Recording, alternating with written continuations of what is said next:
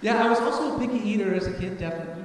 I remember back in grade 1, whenever we had chicken, I only liked to eat the skin. Yeah, that's a weird thing, isn't it? Now I can't even stand this stuff.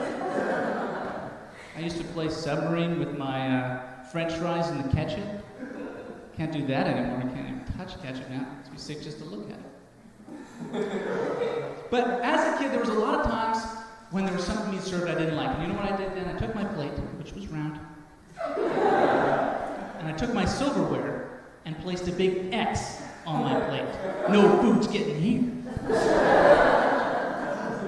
That's a signal.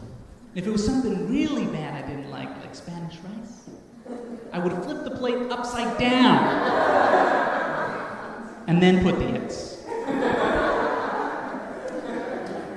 But sometimes I still ended up with food I didn't want on my plate.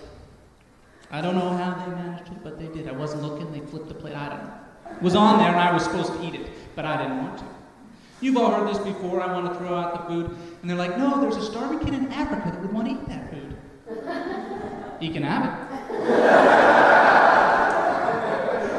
We just got to ship it over to him. How much does it cost to ship stuff to Africa? It's a lot of money. Especially since you got to ship it rush. Because you don't want it to be rotten by the time it gets there. Because, you know, he might eat rotten food, but you really don't want to do that to him.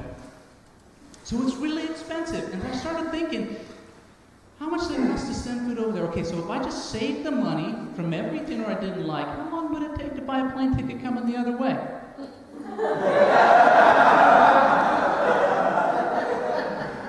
Not that long.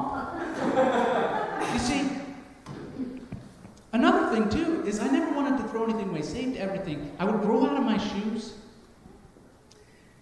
and because the soles were still good, I didn't throw them. So I got a pile of shoes from child size 6 all the way up to adult.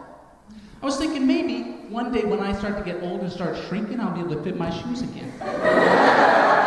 Let me tell you, I'll be the only 80-year-old with the sweet kicks that light up.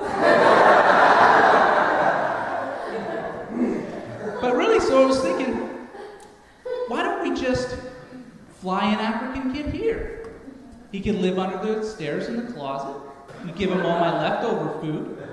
And hey, we could special order one that's child size 6. And I'd have shoes for him all the way up to adult. But no, I learned that there's some immigration laws and stuff. Couldn't do it. But I had a good time thinking about it.